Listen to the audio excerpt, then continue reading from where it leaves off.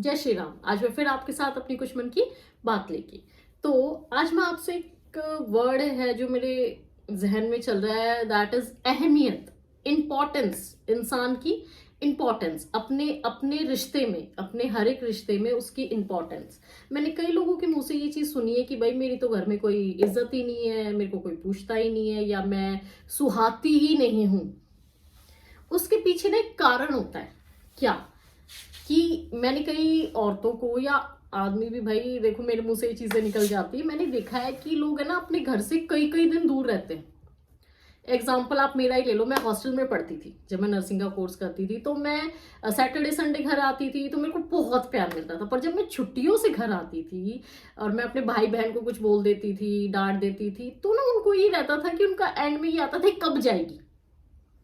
कहते कि जब इंसान आपसे दूर रहने लग जाता है और जब वो आपके पास आता है, एक्चुअल मेरी जगह मेरे घर पे ही थी, ठीक है, तो वो आपको ना बर्दाश्त नहीं होगा, सुहाएगा नहीं। वो कुछ बोल रहा है तो क्यों बोल रहा है, आपको अच्छा नहीं लगेगा।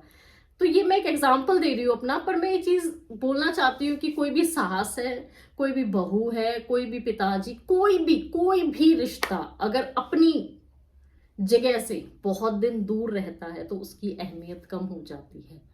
कैसे? कोई भी सास है, अपना घर छोड़ के, अपने बहू बेटों को, अपने पति को छोड़ के अपने मायके रह रही है 2-3 महीने, ठीक है, तो जब वो वापस आएगी ना, तो अगर वो कुछ ना नुकुर करेगी, कुछ टोका टाकी करेगी, 1-2 दिन तो सुहाएगी, फिर थोड़े दिन बाद ये वहीं ठीक थी, क्यों आ गई वापस। तो आपने अपनी अहमियत खुद कम कर ली। आप देखो, आपका रियल घर आपका ससुराल ही है। आप मायके में 2-3 महीने रह के आओ, वहां भी आप भारी हो जाते हो, ठीक है। 2-3 महीने भाई भाभी को आप सुहाओगे नहीं, भाई कब जाएगी, उनको ये हो जाए कब जाएगी। पड़ोसियों के भी हो जाता है, भाई लड़की 2 महीने हो गए, कुछ तो बात है, क्यों ये 2 महीने से अपने घर है ना। तो ठिकाना उसका उसका ससुराल ही है, ठीक है। भारी वो अपने घर पे भी हो जाती है जब वो ज्यादा दिन रहती है, साथ साथ वो अपनी अहमियत खो रही है अपने ससुराल में। अगर वो ज्यादा दिन वहां रहती है तो वो सोचेंगे वहीं ठीक थी, क्यों आ गई।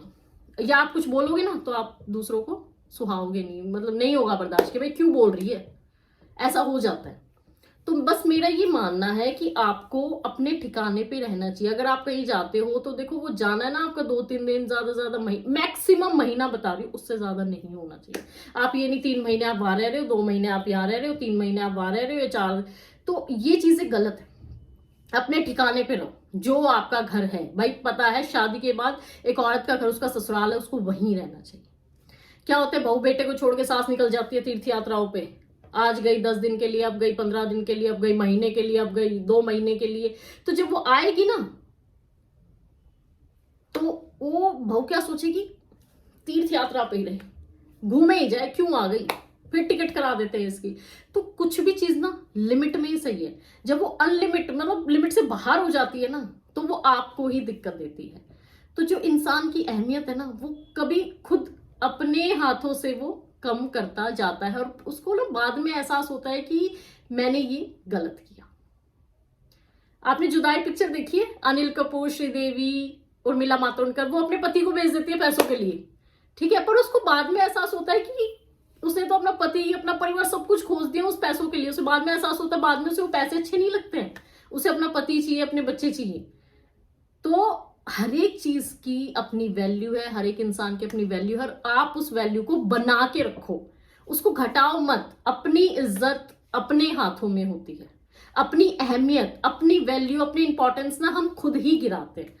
तो मत करो कुछ ऐसा काम जिससे आपकी अहमियत उस घर में या उस जगह पे या जो आपका रिश्ता है वहां पे कम हो जाए, क्योंकि ये सच्चाई है। आप जितना उन रिश्तों से दूर जाओगे बहुत दिनों के लिए, बहुत थोड़ा टाइम पीरियड के लिए, बट आना आपको वही है, तो वो ना वैल्यू, वो कदर है ना, कम हो जाएगी। तो कहीं भी जा रहे हो, कुछ भी है, तो कुछ भी करो ना लिमिट में करो, ठीक है।